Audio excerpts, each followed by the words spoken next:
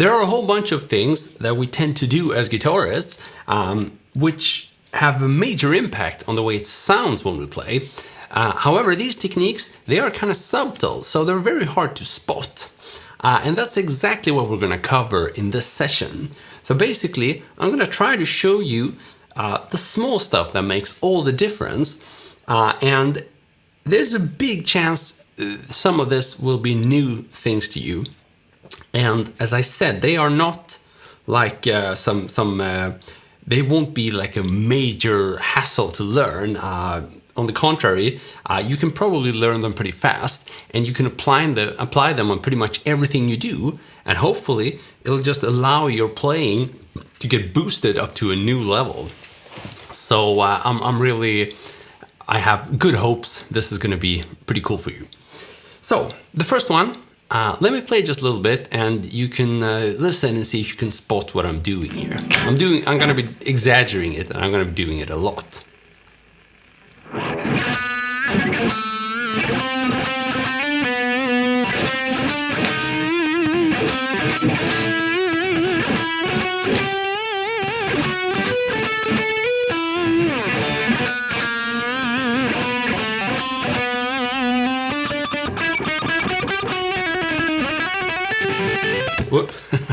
Okay, so the last thing I did there was a little bit off topic.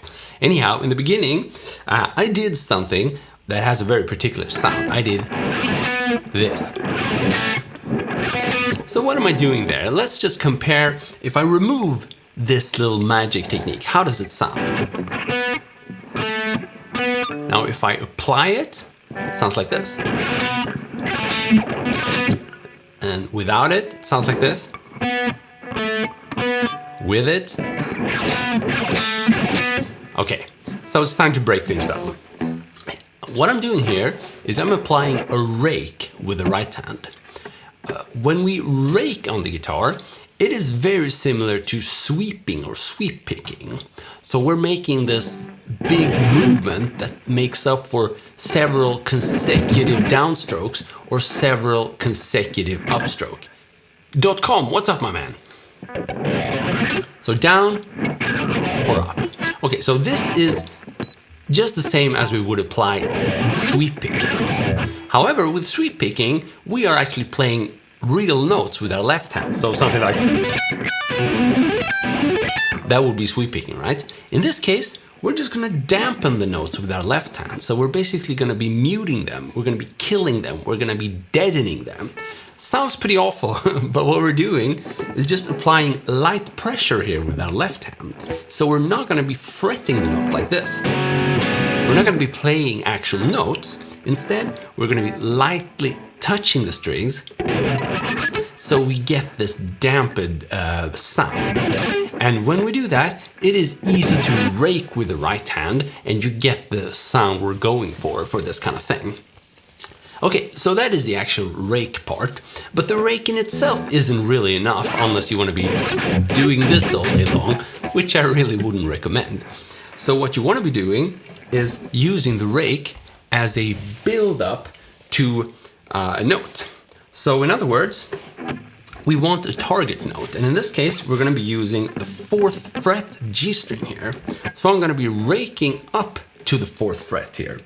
So you can watch my right hand closely. Okay. Doesn't sound too cool when I play it slowly. Boca Rich from Korea, what's up? South Korea, I'm just gonna assume. Sorry, that's probably a bad joke. So I live in Stockholm, Sweden, by the way. .com, where are you from? Is it perhaps, wild guess here, Thailand? Not sure. Anyhow, so the raking here is going to be 1, 2, 3, okay. And when we do this fast, we get that particular sound. So let me once again compare with and without. So if we just play that note, the 4th fret on the G string, we get this, right? If we apply the rake, we get, and there's a major difference between those two. Or Okay, I'm not saying either one is better than the other one. I'm just saying this is a new tool for you to use to create more variations, to get more expressiveness out of your playing. Okay, so in order to achieve this, we're gonna have to be muting a lot of notes, right? So my advice is to use every possible part of your hands to apply some extra muting. So, for example, I'm always palm muting whenever I can on the right hand here. And also, a lot of times I'll have my thumb here all the way around the neck, basically to mute the lower strings here, so that I don't accidentally apply my raking on open strings, right? That would be disastrous. So I could also place my index finger like that. So this is going to be the difficult part for you, to be in control of the muted strings, right? You just want one single string to be ringing, which in this case is the G string. All other strings should be dampened. So dampen, dampen, dampen, ringing, and then dampen, dampen, okay? This way you can freely add raking and it's gonna sound cool.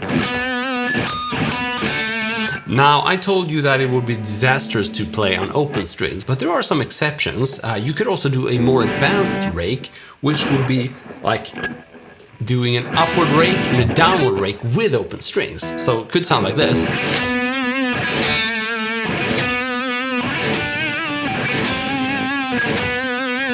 So this technique is, I would say, even more difficult to master, even though we're applying on open strings. That part is easy, right? You just have to remove your hand and then strum. However, you got to be in total control whenever you want to apply that target note, and then at a split second you have to dampen all those notes. So it basically implies you need the same amount of control of the dampened strings, because you need to apply dampening all at once. So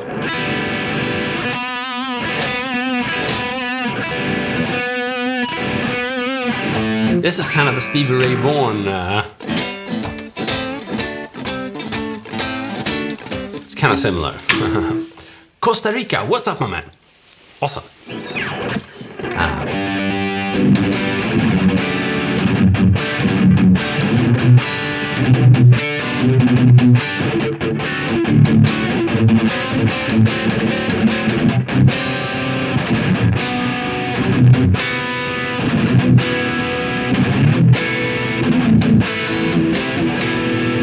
Okay, but that's not all of it. We're gonna dive even deeper into the realms of expressiveness. So now I'm gonna apply another super expressive technique, and yeah, I'm first gonna play it and see if any of you guys can spot it.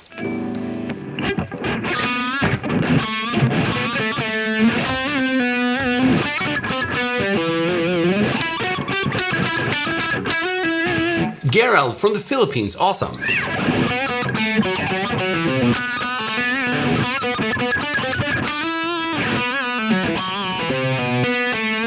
Okay, so what am I doing here? Can you spot it? It's, as I said in the beginning, these techniques are super subtle, so I do not blame you if you have no clue what I'm doing here, because I probably wouldn't be able to spot it myself either, when starting out. So what I'm doing is something called thumb dampening. Thumb dampening. So it means I'm killing the notes with my thumb. However, I'm not killing them before we play, as I previously explained. I'm killing them after we've applied a pick strike, and that creates a very cool staccato-ish and expressive technique. So let me show you the difference here.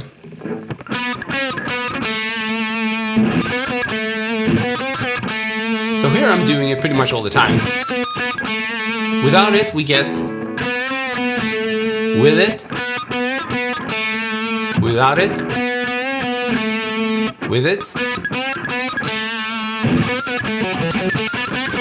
without it, with it, without it. Okay, so that also has a very big impact on how it sounds when you play. And in order to achieve this effect, what we're gonna do is, right after the pick strike, we're gonna return back to the string with our right hand, And we're gonna kill it with the side of our thumb, okay?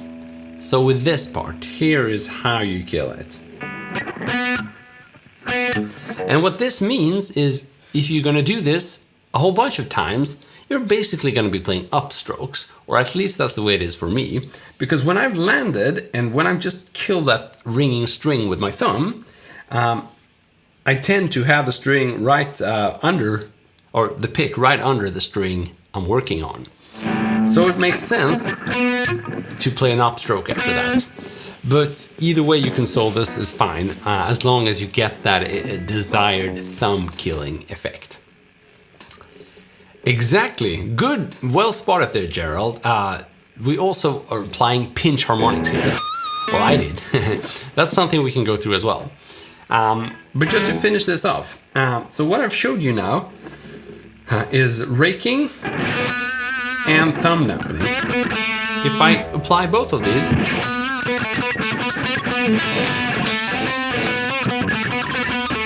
and we get something that sounds very different from,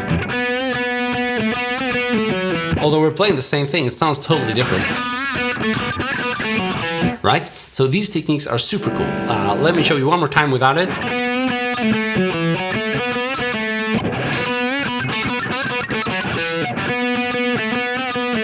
With it. Without it. With it. Okay. Now there is a third thing which I'm doing all the time here, and this specific technique is probably something you've heard about, and it's basically bending, right? All of this would be nothing if I weren't bending the strings, right? If I scale back and I don't apply any bending, no raking, and no thumb dampening, we have something that's going to sound almost like a computer. Oh, sorry, I did a bend. So it sounds super boring, right? We need all of that good stuff, especially the bending.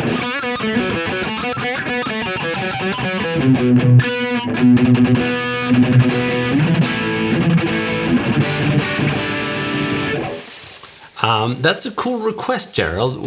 I used to do these sessions with backing tracks all the time. I currently don't have it set up so I can stream a backing track. However, I'm going to do that for next time. I'm going to set things up so I can just grab any backing track from the internet and have that stream through my software, and I can play with the backing track. Okay, so bending. If you're new to bending, there's a lot of information out there. Actually, we just published a lesson yesterday on the GMC website, which is all about bending and vibrato. So there's a lot of good content for you out there. So I'm not going to go through in detail all the mechanics of bending, but basically it's a good idea to use all your fingers to sort of add some extra strength there on the string. So like this. I'm not just playing with one finger, right? I'm applying all three fingers.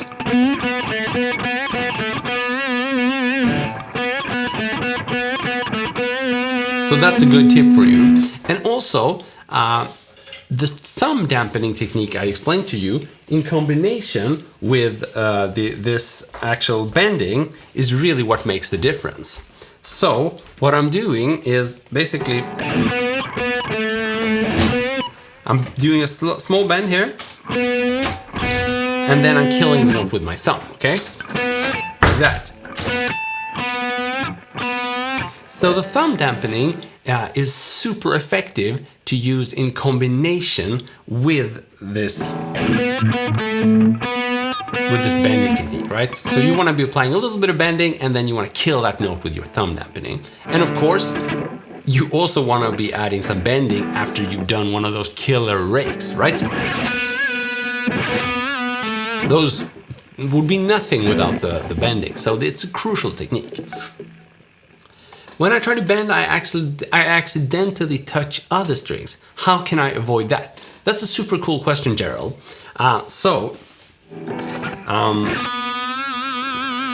Basically, touching the other strings when bending is pretty much inevitable. And in general, on the guitar, we tend to touch way more strings than we actually play. And for most part, that's a good thing because it allows us to do the muting I spoke about in the beginning of this video. So basically lightly touching the other strings while playing is a good thing because it's a way for you to control them. Because when you're lightly touching a string, it can't ring. It doesn't sound like that when you lightly touch it. However, I think you're asking about accidentally grabbing a string and sort of bending that as well. And that is an issue, right? You don't want to be... and then accidentally have all these strings ringing. So generally, this is a matter of the actual angle you're fretting with. So if this is a problem for you, if you accidentally sort of grab other strings while bending, one thing you could try is experiment with your thumb position. Because when you alter your thumb position, you're also going to get a different angle to the string. And with a different angle, there's a good chance you might not grab the nearby strings the same way. So that's the first thing I would try if I were you. Exactly, Ong. I'm really glad you like the thumb dampening. It's one of my absolute favorite expressive techniques. Okay, so...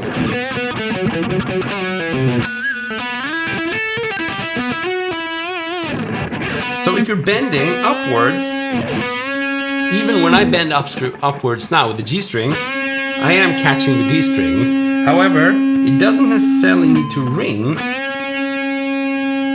You know why? Because when I bend the G string up, I do indeed catch the D string, which is not desirable. However, because I have my index finger here, which is kind of lightly touching the strings, it isn't helping with the bending in this case. It is making sure that the D string pretty much, well, it could sound.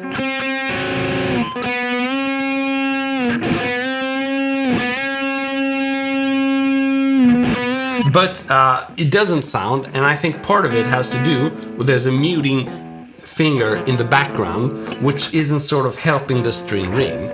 Of course, if I bend up and then play again, yeah, I do get the D string ringing.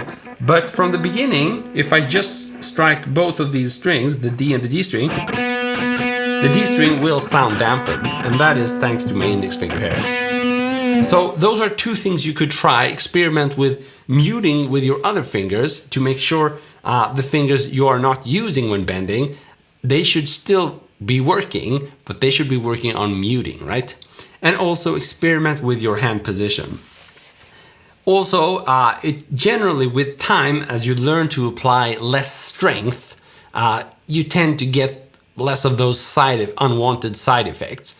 In general, when you're learning something new, you might be tensing up a little too much, and that's a good idea to avoid, because as you're tensing up and using a lot of strength, you tend to sort of include unwanted strings and sounds in the mix, pretty much. Okay, but that's a really cool question. I hope it somewhat helps. It's a hard thing to address without actually seeing your playing, so a little bit of a shameless plug here. If you are a GMC member, what I would advise you to do is to post a rec take so that we can see your playing. Basically, rec is a functionality where 3 of us, including me, are grading students, right? And we not only grade, but we provide a lot of constructive feedback. And that's when we catch these kind of things. So basically, we might say, okay, you're bending like that. That's not a good idea. You need to move your thumb up, and so on and so forth. Shameless plug is over. Let's continue.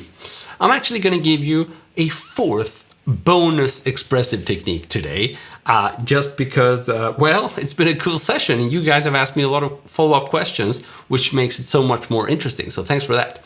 Now there's another thing I do a lot here.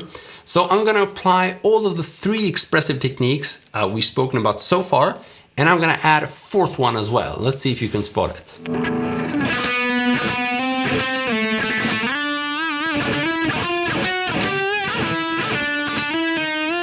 So I'm exaggerating there, you might be noticing it.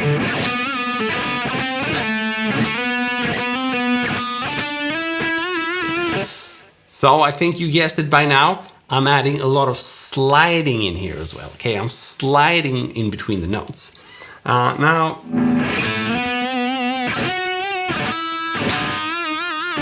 sliding is a super cool tool, and let me give you some examples with and without sliding. So I could just be playing one note without the slide,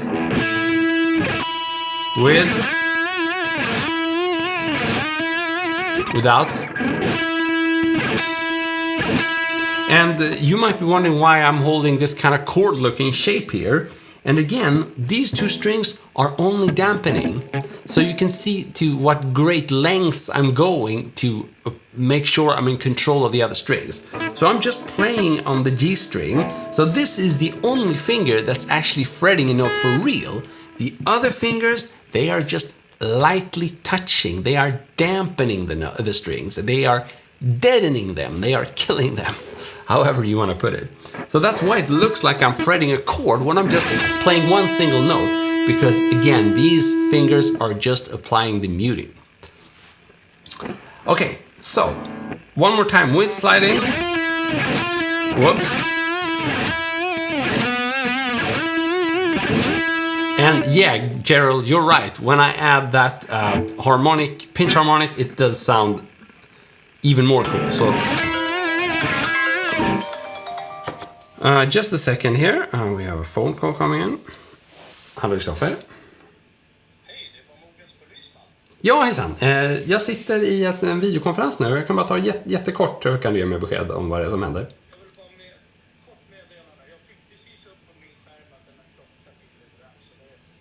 Och när tror du att den kommer levereras då? Ja, vad fint. Jättebra. Men vad kul. Men då får vi säkert något bekräftelse via e-mail också. Ja, stort tack för hjälpen. Det är bra. Hej. Sorry about that. I've been waiting for a goddamn lamp to arrive. Never arrived. So now when they called, I just had to take the call. So we're back here. And do we have any Swedish people here? Did someone catch me speaking Swedish there? Okay, so I was just going to illustrate how cool it sounds with artificial harmonics, as Gerald pointed out. So we get this.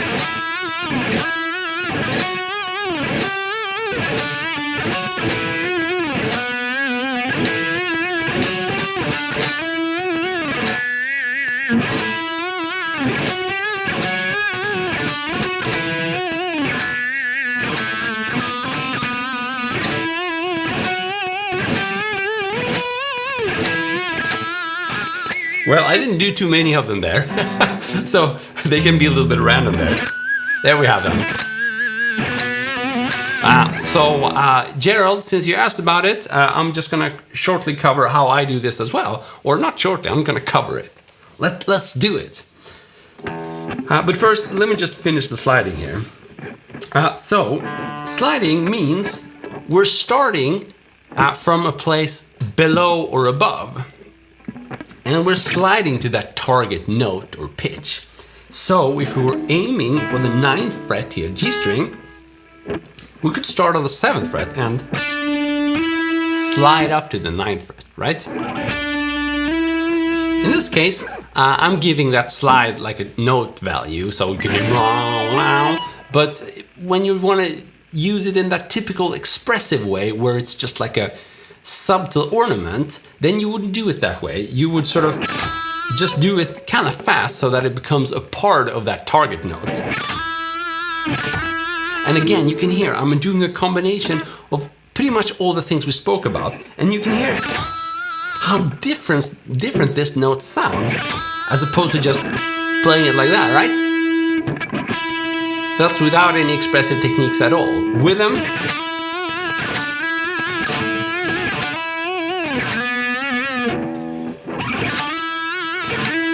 so, it means the world to add all of those subtle nuances. And let's face it, it could make that scale you're struggling with come to life, right? Nothing wrong with the scale, it's just how you play that scale. Maybe you didn't add any of those cool ornaments at all, and naturally, it's not going to sound good.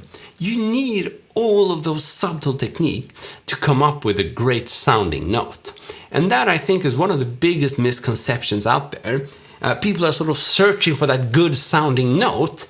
However, what they're really looking for are all those subtle things that together makes up for a cool note. And of course, the major advantage is when you master these subtle techniques, you can apply them to your own liking. So that could mean that when you're playing 3 notes, if you add each of these 3 notes a different combination of subtle expressive techniques, each note is going to sound like it's executed a bit different. And it's going to make your playing even more interesting and with more variations. Basically, it's going to allow you to use that same scale and make it sound totally different depending on which techniques you add into each note. So again, without it, boring. With it,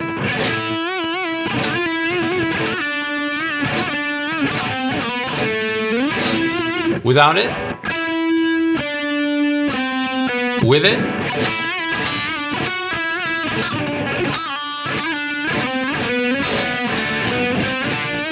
so yeah, it's pretty cool. Djokovic! I'm his brother, I guess. I'm not sure. Is that a tennis player? Is it a good guy? Hope it is. Otherwise, I feel insulted.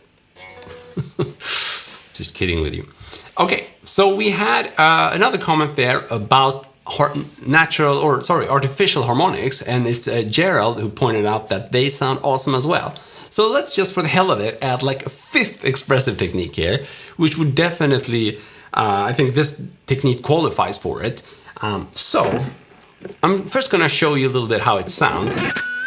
There we have it.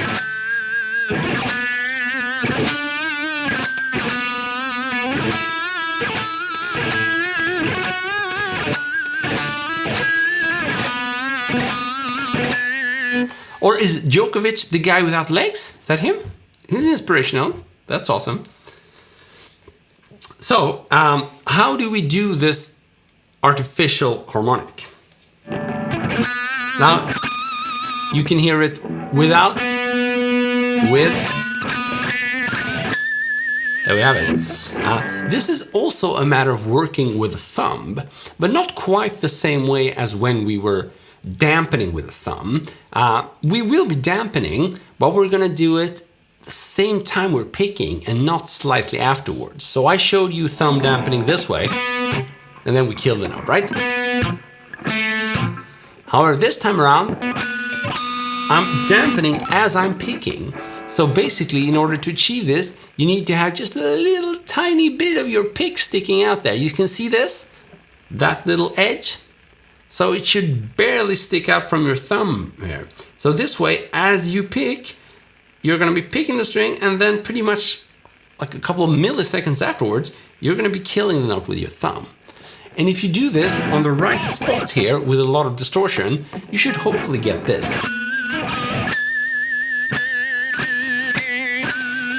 Now, just as with other techniques, this is nothing unless you also add a little bit of bending or vibrato.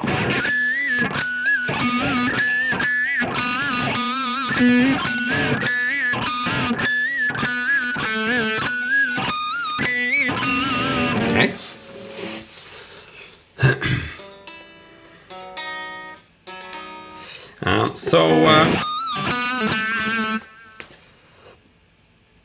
And as you can hear, depending on where I'm doing it, I get everything from no harmonics to different sounding harmonics.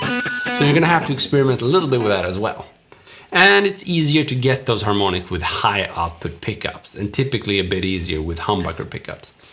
And you should definitely use your bridge, your bridge pickup for that.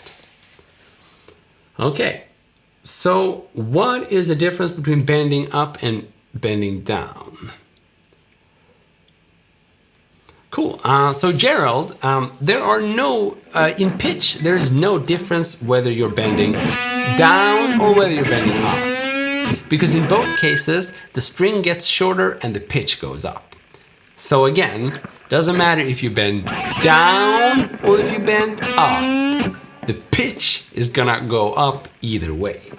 However, there's a big technical difference in the fact that when you are on the top or thinnest string up here, it's impossible to bend downwards, because what happens? That's what happens. Pretty cool, but it's not the effect we're looking for. Same thing with the B string, it's can go wrong there. So generally, we tend to bend upwards with the thin E string and a thin B string. But for pretty much all the other strings, it's easier to bend downwards. Simply because you can use the side of your index finger here as leverage point. And it gets so much easier if you have that leverage point. Again, the leverage point is here, so this is typically easier than doing. However, that doesn't mean we don't have to practice both. We definitely have to. Otherwise, you're going to be limited to never bending on the most thin or the coolest strings for bending. I mean, so the two thin strings are the strings you want to be bending from, especially considering that, you know, when you're playing leads, typically you use them a lot. So I think it's important to practice bending and vibrato from all the different places you can imagine on the guitar. So you want to be practicing bending up here and bending down here.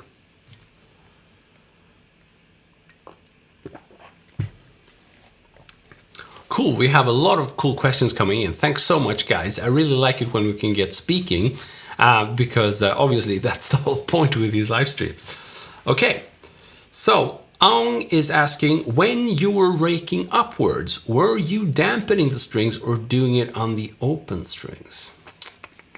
Raking upward. I think it's more common when we rake upwards to do it on open strings. So I think a typical way to do it would be to combine upward raking with open strings and combine that with downward raking with muted strings. So a lot of times when I do this, I'm going to do exactly what I just said. I'm going to be raking with the open strings, and then I'm going to be muting them and raking downwards on the dampened strings. So a combination of open raking and dampened raking.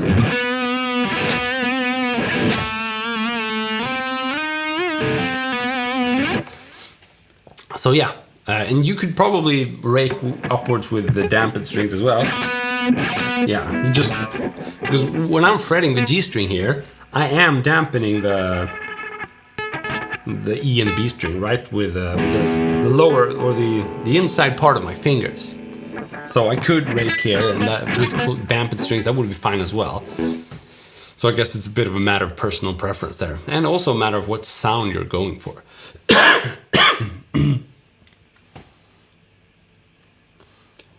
Techie Tech, what's up? So, how to make my own custom lick pattern? So I think the question there is basically, how do you come up with your own patterns? You could use pretty much any method. You could either randomly select notes and see if you can combine them into a pattern, or you could borrow, steal from someone else, maybe change a note here and there to your liking. Or you could try to be creative and put the guitar down and see if you can hum something cool in your head. Maybe ticka-ticka, ticka-ticka, ticka-ticka. Just come up with some kind of pattern, may it be rhythmic or melodic, and then see if you can play that. Actually, the last one here that's my preferred method of doing it. To try to, when you're trying to be creative, compose or come up with new stuff, then you pretty much want to put the guitar down and then do it in your head. I think that's a good idea. So let's take that example. You know, it could be something like that, maybe. So note there that I was just basically being inspired by that rhythm I came up with. You could apply that rhythm on a lot of different, you know, or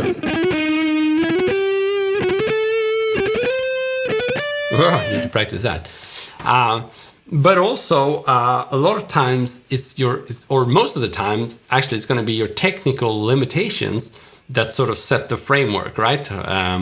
So if you want to practice a pattern, it could be a good idea to sort of start with a pattern that you've already practiced. If you want to come up with a pattern, it's a good idea to start using a pattern that you've already practiced, so that you can just try adjusting it here and there and tweaking it a little bit, and you're not going to have to redo all the learning for that pattern.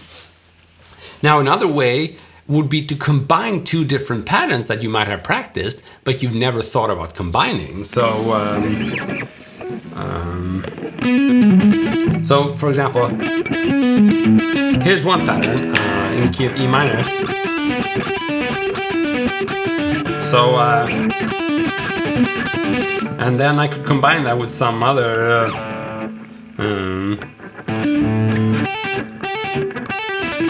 like that. This kind of classic hammer on, pull off, and then just a regular note. So 12, 14, 12, 14. Or let's just do it like just like an inversion, pattern inversion. So first we do 12, 14, 12, and then we do 14, 12, 14. So we get, and then we combine that with the first one, which was, so we get,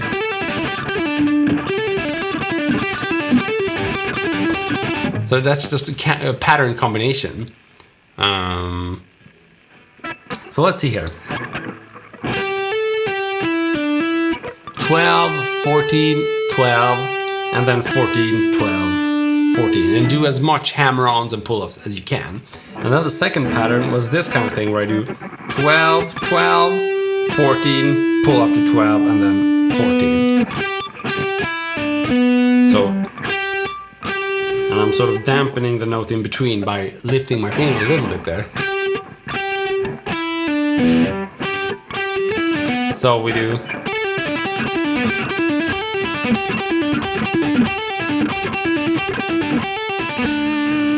So, bum, bum, bum, bum, bum, bum.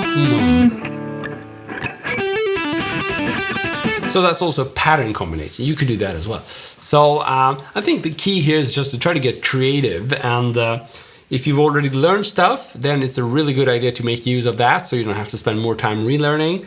If you're totally new to patterns, then you could just, like I said, borrow a pattern, or see if you can come up with a pattern that isn't too difficult to play. And you know, the sky is the limit.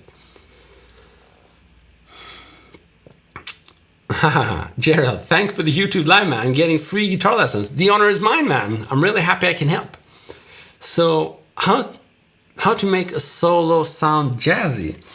Okay, so first of all, a disclaimer: I'm no real jazz guitarist, but I do like to throw in dissonant runs, or I like to add tensions in like a regular scale. So if you're playing like a standard scale, like a pentatonic, minor, major, I like to throw in some bad notes or some tension notes in there. And it can be as easy as just playing the notes that are not contained within the scale pattern. So for example, if you click the link in the description, you're gonna get the scale diagram, which is probably one of my all-time favorite scales, which is the E minor scale. Now in that scale, I could, so for example, here on the 7th fret,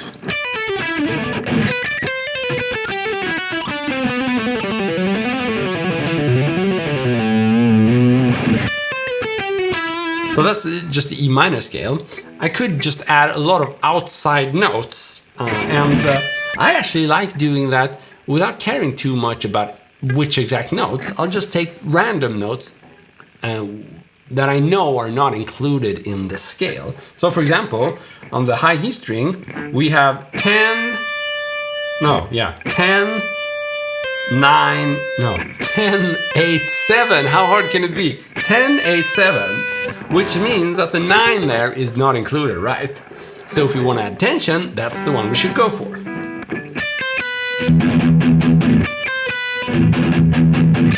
No real tension there, we're playing E minor. So if we do, it sounds really bad, right? So we don't want to be resting on that note. But if we want to make it sound jazzy, we could add it as a passing note. So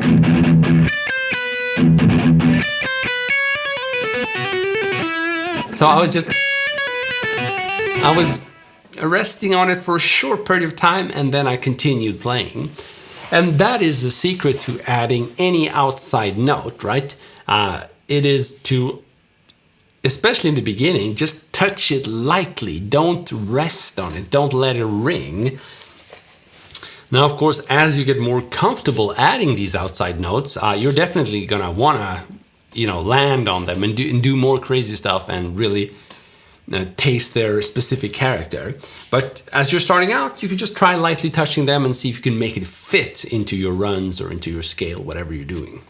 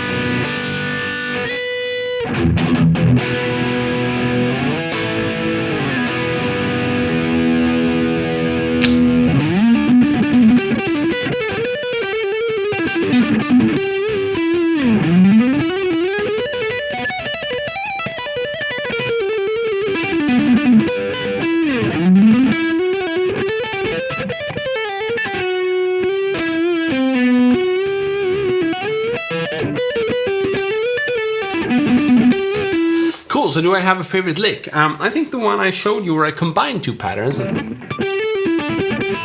kind of thing. I do that a lot, so. That would be one of my favorite licks. You can just rewind the stream if you missed it.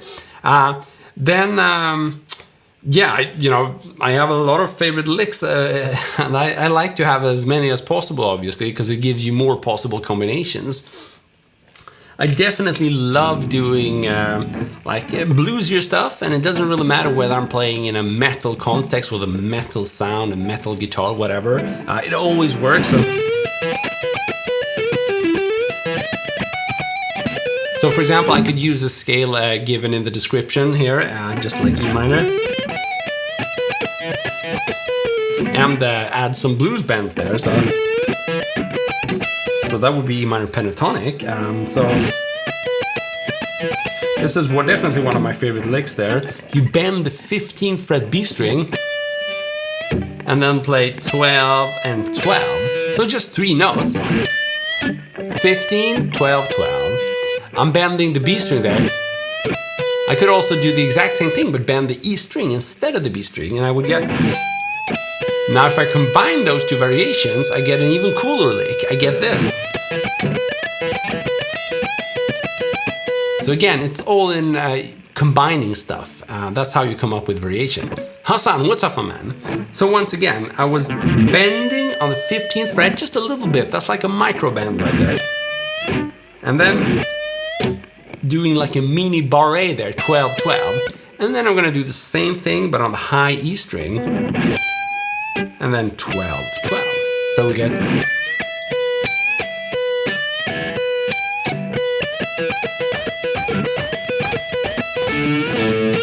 I just love throwing that into my runs. It's just so cool.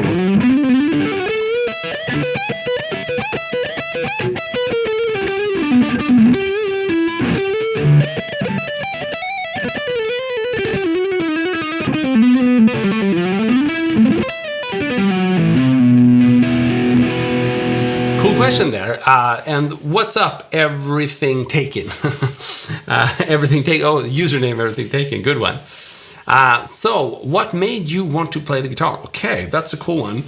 I think the main force was that I wanted to, for various reasons in my life, when I was younger, I wanted to devote my time and energy into something creative. A lot of people, when they face like tough times, they tend to get more destructive. And I figured that why not use all this energy that I need to focus somewhere instead of, drinking alcohol or something, just be creative and get really good at the guitar.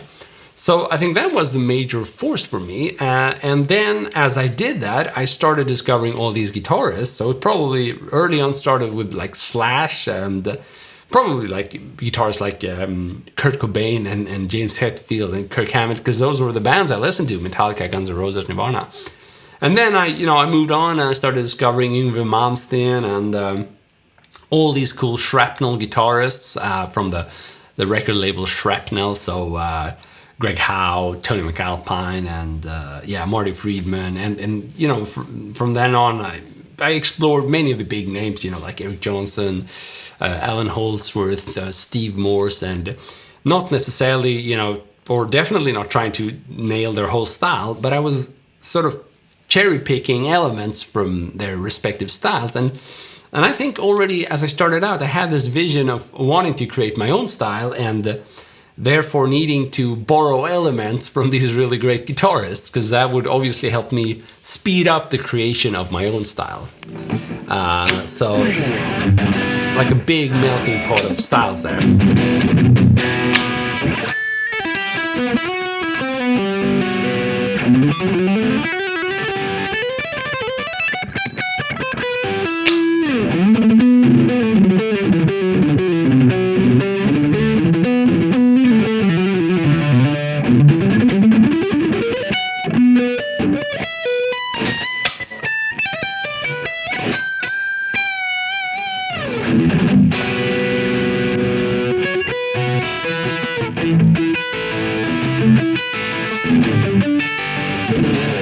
So EVH, that's a good one.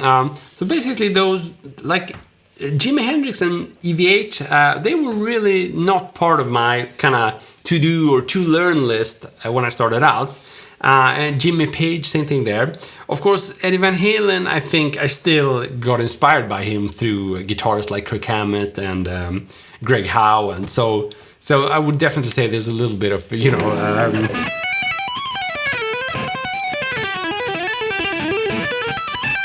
something like that, there's definitely Van Halen inspiration there.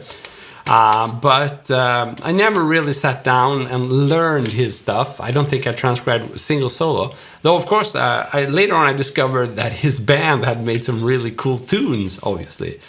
And same thing with Jimi Hendrix. I didn't really understand what was the big thing with him when I started out. Now I do. Now I like his style and I understand how he pioneered a lot of that cool... more advanced kind of rock and pop guitar playing. And I did learn some of, the classic, like Hendrix-inspired stuff. And more SRV, like Stevie Ray Vaughan, yes, I did transcribe some of his stuff. Do you know Alip Bata? I don't, sorry. Oh, take, that tapping was for you. My guitar teacher told me something for warming up on electric. He said that he learned from a John Petrucci lesson. Do you want to tell me or will you know it? I think John Petrucci is a big fan of these chromatic exercises. I'm not a big fan of them, but they definitely work for warming up. So you could just play 1, 2, 3, 4, 1, 2, 3, 4, 1, 2, 3, 4, and sort of allocate one string per fret. So you would...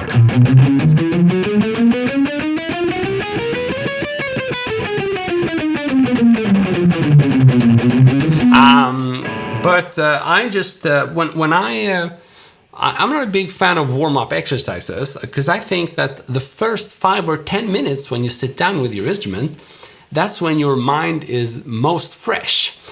So I think that's the best time for you to be creative. However, you should of course still warm up. So what I tend to do is maybe just try to come up with some interesting lines or just come up with something. So when I pick up the guitar, I'll try to be creative while still thinking about playing really slowly and relaxed, because that's the warming up part of it, right? So I think it's actually a waste of your creative energy to just play the same exercise every time you pick up the guitar. Of course, if you're exhausted after having done work or school, whatever, then yeah, fine, you can just maybe play without and sort of disconnect your brain. But I'm not a big fan of that. I always like to be super focused when I practice. If I'm not focused, then I prefer, going out for a walk or, I don't know, resting or something. But when I'm picking up the guitar, I really want to be focused. And the same goes for those first 10 minutes, which I think are super important. My mind is fresh. I don't want to be playing an exercise. I want to be creative. Gerald, you are so good, blah, blah. I'm not that good. You can get to my level, of course. It's just hard work. It's nothing fancy. And of course, I need to plug the GMC website. If you want to go through my learning journey, you should definitely learn through my website. And you're going to discover that, I tend to break down all the things we speak about and in a way that sort of explains how I went about learning them, and there's nothing magic about it. Thanks, you dig my chords, Ong. I'm really happy about that. So Steve Vai, yeah, definitely inspired by Steve Vai and Joe Satriani. I did transcribe some Steve Vai stuff, and just the way he worked with his whammy has been really inspiring. Although I don't have a whammy on this guitar, but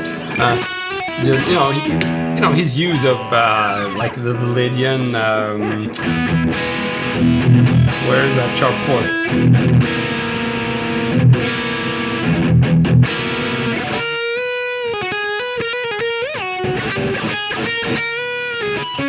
Definitely Vai inspired.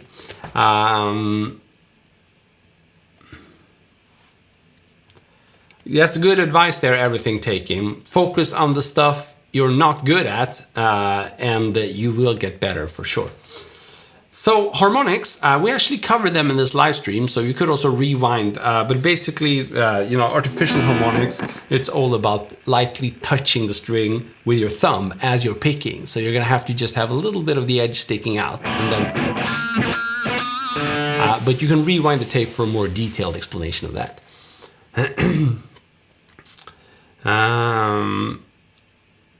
Cool, we have a request there for a neoclassical tutorial. That's actually a really good topic for a coming session. So I'm going to write that down and we can cover it.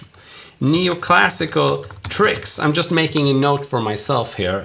We could just do some like Yngwie Malmsteen harmonics and maybe something that, like if you check the description, you're going to find the E minor scale. If you just change one note there, and it's going to become the E harmonic minor scale. So we're skipping that note, the 7th note, which among other places are on the 15th fret B string.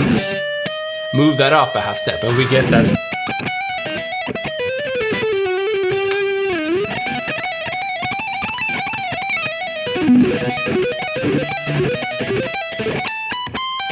So yeah, definitely we could focus on that. That's a cool request. So I'm going to encourage you to subscribe and get notified here. That's important. Otherwise, you're going to be missing the coming sessions. And I will make sure to prepare something for that. Exactly. Music is a journey. It should be fun, though not always. Exactly. You have to balance things a little bit. If you are sort of on the top of things and everything is going good, then you can afford to maybe include some more strategic exercises that might not be that fun, but which you need. However, if you're just starting out, it's probably more important to make sure you are being inspired. And so at that point, it's super important to play stuff that is fun. So you have to learn to know yourself and sort of balance things out.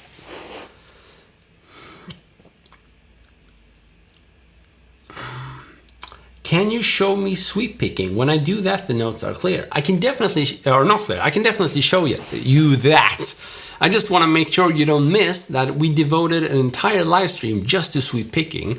So if you browse through previous live streams, I think I did like a week ago or something, you can find a more detailed explanation where I included a whole bunch of tabs. So you can sort of practice it from just like a 2-string arpeggio, sweeping like a 2-3 string, to like a full-blown 4-5-string arpeggio. However, just some general pointers. What I like to think about when working on my sweep picking is actually to be able to perform those arpeggios without sweeping at first. So I'll be practicing, you know, something. I want to be able to play that shape only with the left hand. I will still have my right hand here to mute the strings, but I'm just practicing with the left hand. And this takes some time, but once you master this, it sounds pretty awesome when you add that sweeping motion. And it also gives you like a backup. So if you can do this, you can definitely improvise around and come up with sort of variations and pattern combinations on the fly, thanks to your total control.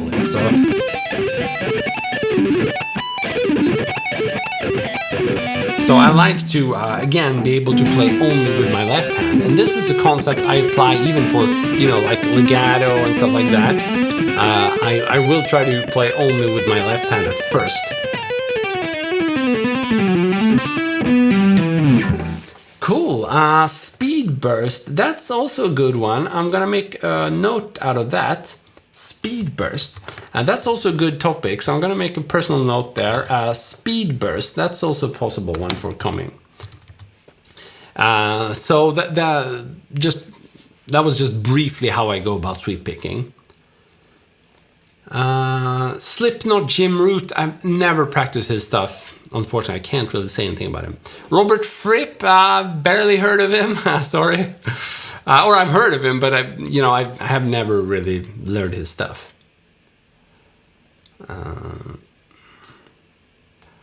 Okay, so I'm just checking through your comments now. Practicing tops. What's that? Oh, practicing tips, maybe. Okay, so everything taken. Did you see my sweep picking video?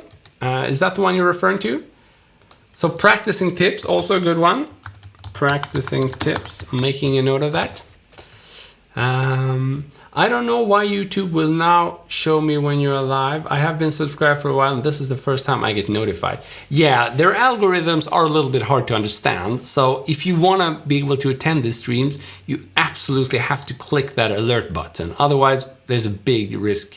And typically it's because we tend to have so many accounts we subscribe to. So YouTube is taking the liberty to just show you a few of them. And unfortunately, it doesn't consider our account to be the top, the top one to show you. So you're gonna have to tell YouTube, I'm really interested in this account. That's just how it works now. Thank you, Mahoratines. Thank you so much for your kind words. Sometimes the neck wants to fly out of my hand. What does that mean? You're sort of dropping the guitar, or how does it fly out?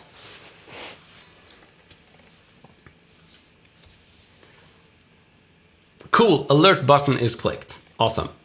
So that's a good question. How to be more bluesy?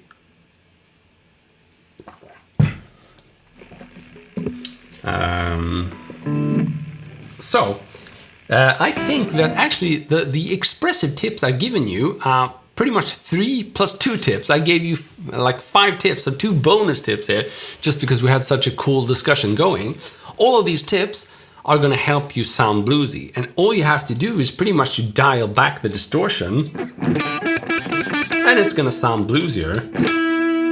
Maybe. Not with this guitar, maybe, but a little bit more gain, perhaps.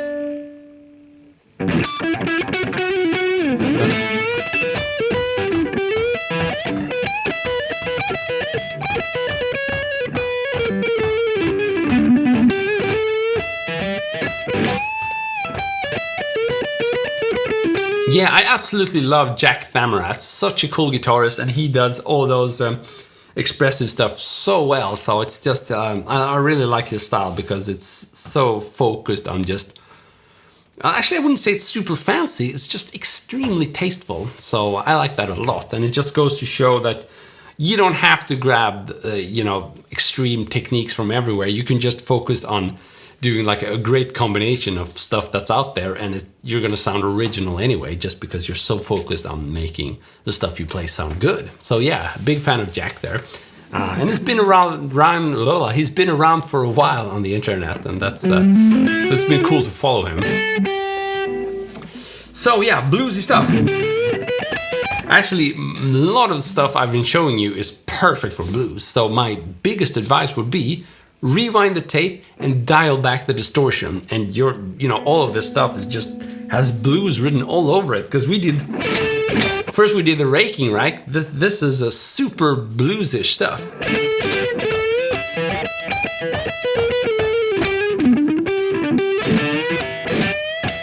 So the raking is...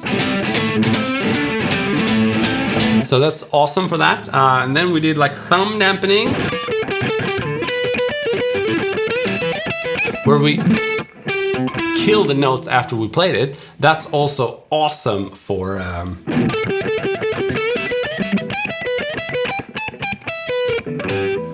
bluesy stuff. What did we do? We did, bending, obviously. And those, the lick I showed you there, one of my favorite licks, that's a blues lick. So I would say just rewind the stream and play it without as much distortion. That's going to be awesome. Chin Guang, hello, my man, what's up? So, I cannot play Geometria, sorry. When the fingers fly, the neck comes loose. Oh, so you mean you're basically looking for that feeling when your fingers just fly all over the fretboard. I know what you mean. Basically, sometimes it's referred to as just unlocking the fretboard and have your fingers fly around. That's also a really good topic. So we're gonna have unlocking the fretboard. That's a really good one. I think I'm gonna do that one soon, actually, because I have made actually an extensive free tutorial about that, which could go really well along with that. Just gonna give you the link, because here. Oh my god! Oh, there I am. So if you want like this one, oh no, I'm gonna paste this to you because this is all about that. So basically, a lot of times unlocking the fretboard and have your fingers fly around also is kind of based around the misunderstanding and misconception and even some false marketing, I think, especially in the early days of the internet. There isn't like one single technique that's going to allow you to be expressive and play all over the fretboard. It is a combination of understanding how the different parts of the scales fit together and also having some cool stuff to play, basically licks and patterns that work around the fretboard, because some licks that we tend to learn are kind of static. Like this might not be like the ultimate lick to move around, right?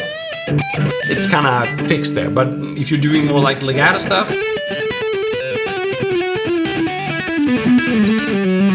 it's gonna work better for moving things around. And if you're interested in what I just did there, you could click the link in the description where I have the E minor scale all over the fretboard, and you can start working your way around on the fretboard. But typically, what people tend to do wrong when trying to play all over the fretboard is to they basically learn too much of a big chunk at once, and it becomes more like a memorization game. And when learning scales, you should never think, oh, how am I going to memorize that? Because it probably means you're learning the scale in the wrong way. Personally, I've never had any problems memorizing scales, but I've had problems learning scales, okay? So the difference there is, as you learn a scale, you don't just want to memorize a pattern, because you're soon going to forget about it and you'll have no personal connection with it. What you got to do is just, hear the right bass notes. So if you're playing E minor, have that as your basis, and then just explore like one or two notes at a time and see if you can make it sound good. Because if you can make just a few notes from that scale sound good, then you're making a personal connection with the scale, and then you'll have no problems memorizing the notes, I can promise you. So that's why I'm saying the big challenge is actually to learn the scale in the proper way and make a personal connection. Hear what makes this scale special. How do I make music with that? Once that is done, the rest becomes easy. And actually learning lots of new scales isn't really something you can do in a short amount of time. It sort of requires your ears to mature as you're exploring new ground. Just to give you an example, I think it took me a good 10 years before I could understand the whole point with like melodic minor. It just sounded awful to me. And now I can sort of understand that it's a cool scale. And it sounds kind of nice, but again, it took me a lot of time. So yeah, that's a whole bunch of tips I gave you there, but this is a good starting point for kind of unlocking the fretboard and moving things around.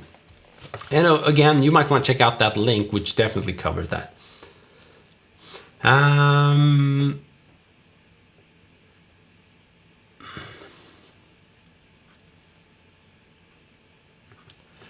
Oh, you try that thumb over and it kills your thumb knuckle. So basically, is it always a good idea to have the thumb like this? Or, should you always have the thumb, behind the neck? And my advice here would be to be flexible about that. Generally, when bending, and most of the time, I tend to want to have my thumb up here simply because this is much more natural than this, right? This is not natural, and if you have your hand for extensive amount of time like this, you run a risk of injuring yourself. Of course, the more used to it and the more actively you think about relaxing, this can be okay. A lot of classical players rely on this and it works for them. But it's much easier to get an injury if you sit like this, You just try sitting like this for 1 minute and you're gonna feel it in your arm. This, however, is natural. So that is why I prefer this way of doing it. But there are occasions when I need to stretch out, right? And when I whatever, then I need to get my thumb back down there. But as soon as possible, I move it back up as it allows me to relax more. And the more I relax, the better I play and the more I am in control. So I don't know if that makes sense. Do you spend time practicing with a loop pedal to learn fretboard or scales and modes over a static chord? Actually, that's a good question. I've tried a little bit with the loop pedal. It never worked out for me. Whenever I'm practicing over a backing track, and I've done this for an extensive period of time, I had a good 5 or 6 years where I never used the metronome, and I was constantly practicing, anything that would come up over backing tracks. So even exercises, I would play them over backing tracks just because it just improves your overall musicality in a way that the metronome can never do for you. So yeah, what was the question? So if I use a loop pedal, yeah, but loop pedal never worked for me. I think it's partly because I'm a crappy rhythm guitarist, and also because a loop by nature is so repetitive. It's usually just like a few measures and you get to hear the same thing over and over. And whereas with the backing track, the backing tracks I tend to prefer actually take you from an intro to a verse to a chorus and so on and so forth. So it's much more has more variation, and it means you can sort of work on dynamics. You can be, for example, you could save your horses in the verses. What I mean by that is just scale back a little bit and then when the chorus kicks in, you can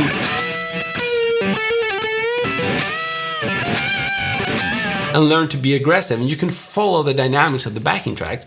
And I was never really good at doing that with the loop pedal. I suppose if you're really skilled, you can do that with the loop pedal. You can save your verse, your chorus. But I think I'm just, basically the answer is I'm too crappy for it. Sometime in the future, maybe I'll be good enough for it. Purple Haze!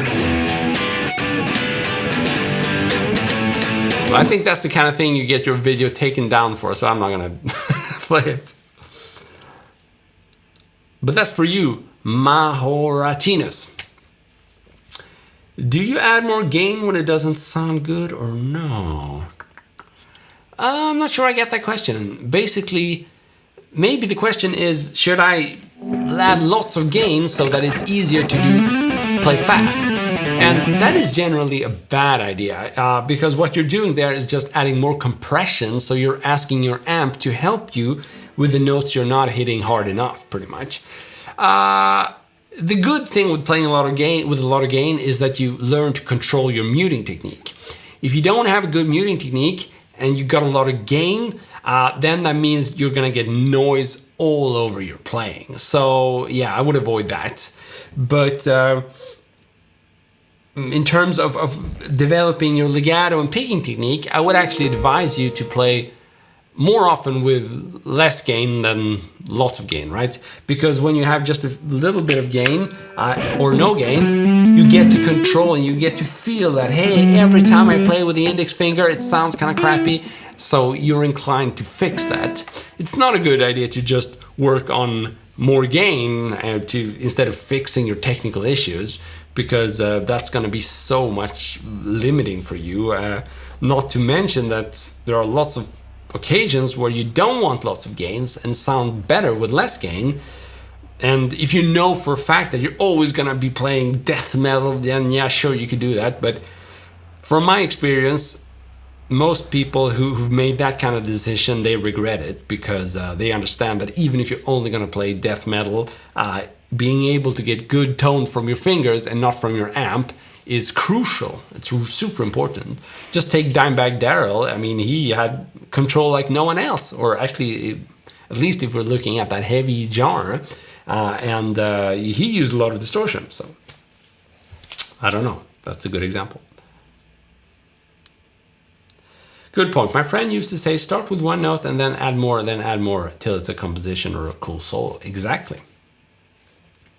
Ooh, you've been working on the Hiroshima scale lately. I love that scale. So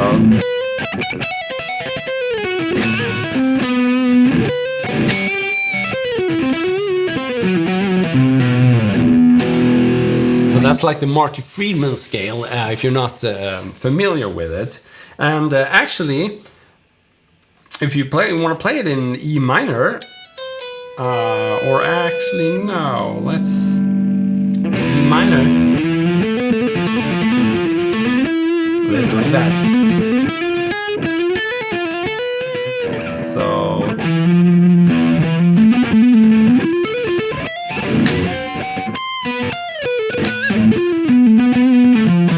So in the key of E minor, you could play like this. Low E string, and you can play 12, 13. Low E string is just to hear the right bass note. Otherwise, you're not going to be sort of perceiving the scale the way it's meant to sound. So low E string, you can start with that just to trim your ears. And then 12, 13 on the low E string. And then 12, 14.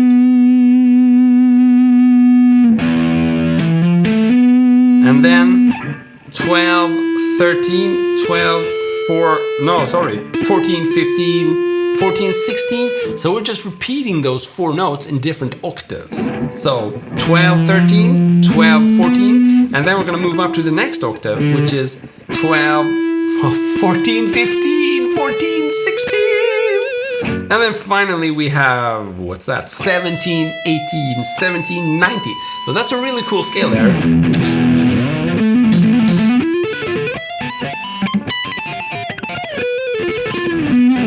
Adding some extra notes there. I think at some point I actually learned to play this in without repeating in octaves, but I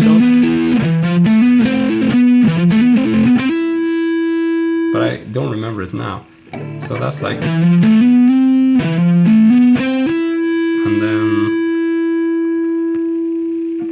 I was the fourth, yeah. So yeah, it's tricky.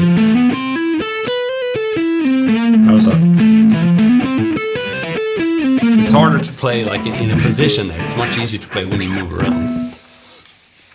So yeah, Hiroshima scale, I can definitely recommend it. Marty Friedman inspired, and it's, you know, Japanese, Asian sounding, very, very cool sounding.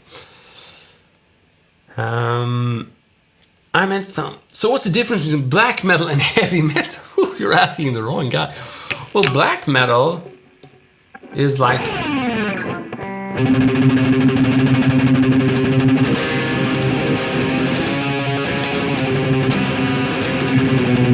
you should ask someone else.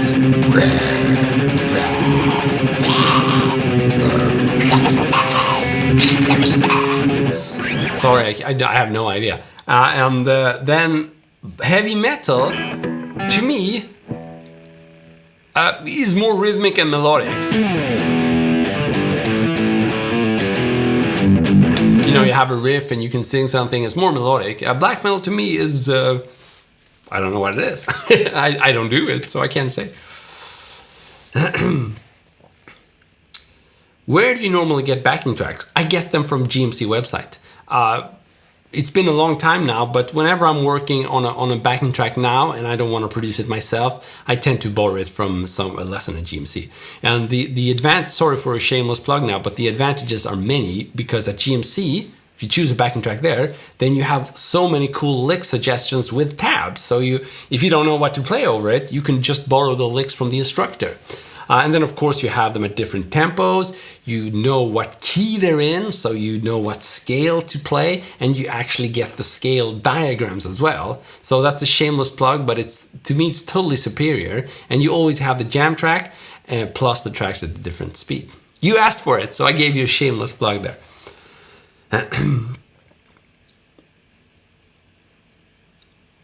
You know it and have given me insight. I need to focus on reference note first to train here. Yeah, good points there, everything taken.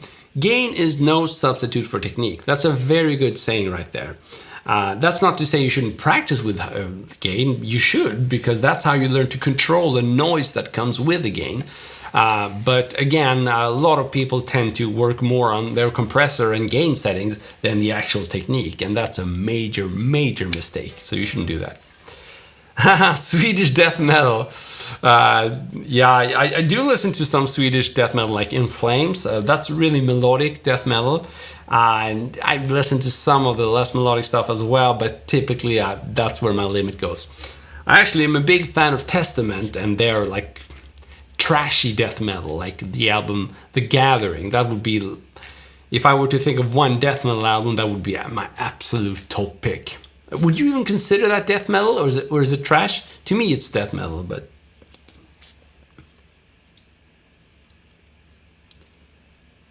Do you know Queen Bicycle? No, I don't. Sorry, I don't know a lot of Queen tunes.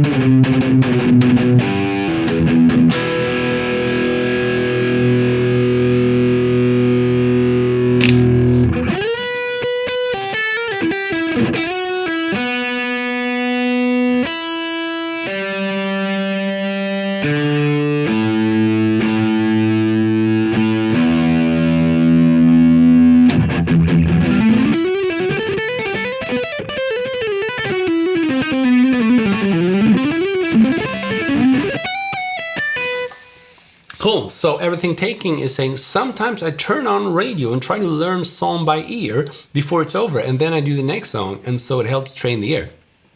That's actually a fantastic exercise. It's one of the best things you can do if you have the inspiration to do that. I know a lot of super cool guitarists who've learned exactly that way. Actually, a lot of musicians pre-internet and pre-MTV or whatever, that's how you learn stuff. And it's so good, not only because you actually stand a chance of you know, learning the guitar parts, but also because you get to play with the band, you get to feel the groove, and not just any performance, it's like their top studio performance, right? That's what's being played on the radio. So if you play a lot like that, you sort of learn to play tightly, and if you want to fit in that setting where you play with all these great musicians in the studio, then yeah, you're gonna have to work on it, and you're definitely gonna improve if you do that.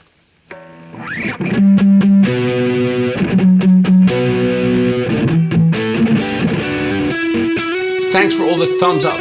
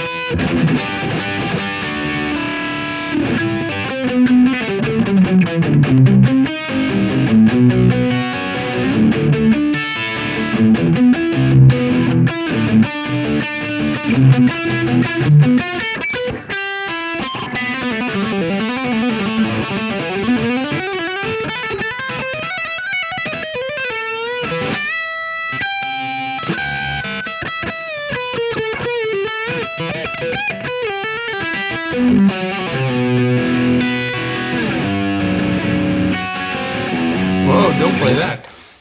Slash chords, are you referring to like these power chords?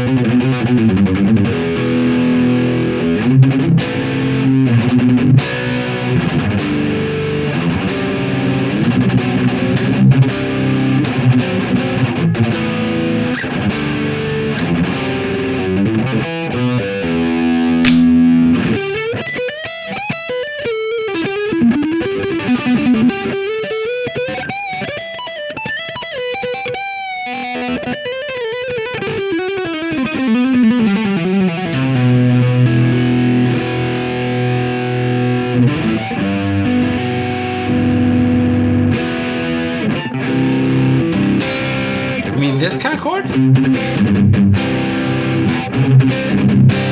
Yeah?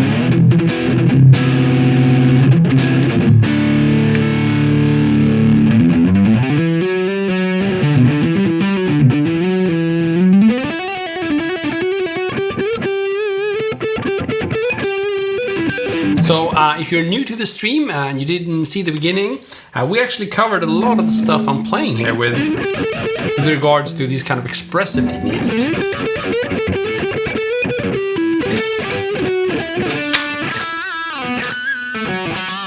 So if you want to learn to do that kind of thing, you might want to rewind the stream once we're done and check out my explanations.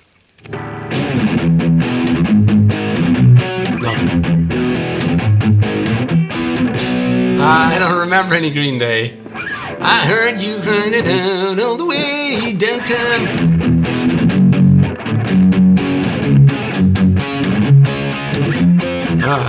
I heard you crying loud. No, I don't remember. Sometimes it's such a world out. Oh. Cause you know we're all be fine when I come around. Sorry. Okay, so chord with an inverted bass.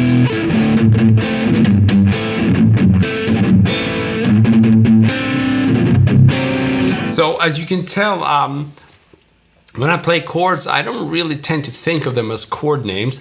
I just look at them in the context of the scale I'm playing. So all of these chords I'm playing here, they are taken from the scale you'll find in the link in the description, so the E minor scale.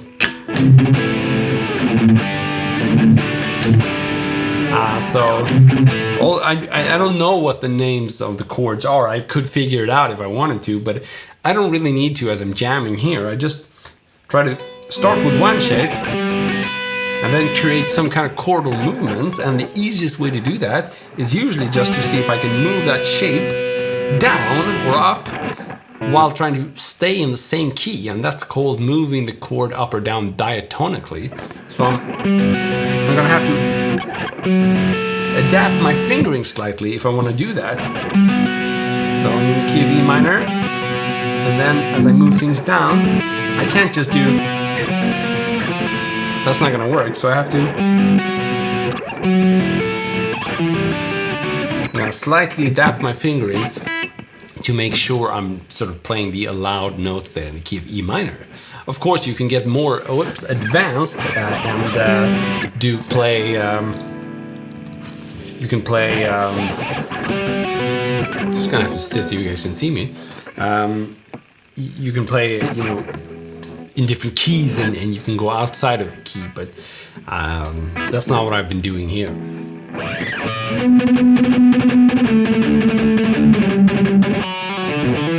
Sometimes I feel, I don't know. I learned it sometime in the past.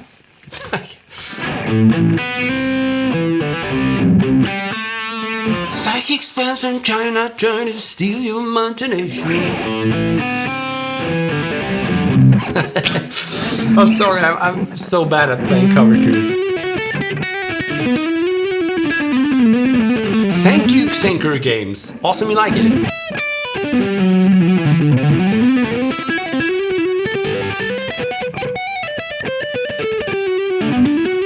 7-Eleven for more wake-up fluids.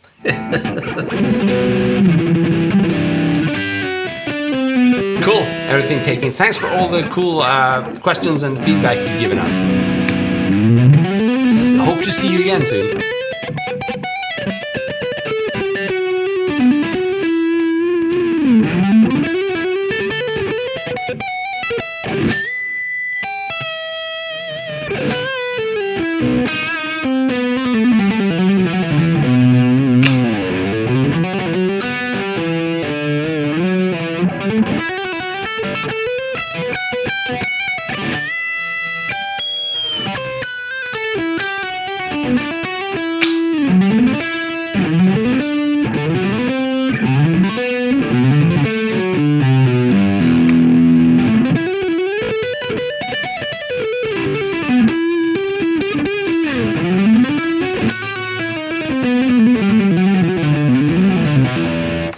Guys, so thanks so much for tuning in. It's been an amazing session here, and I think this video is going to be a good reference video if you want to learn you know, a lot of the stuff I do when playing lead we've actually covered here, at least like the expressive stuff. Of course there are a lot of more like advanced shredding techniques and theory concepts that we haven't covered, but as far as getting the same tone as I've been getting here when playing leads, we've definitely covered the most important parts of that. So again, if you didn't see the beginning of the stream, I urge you to go back and check it out again.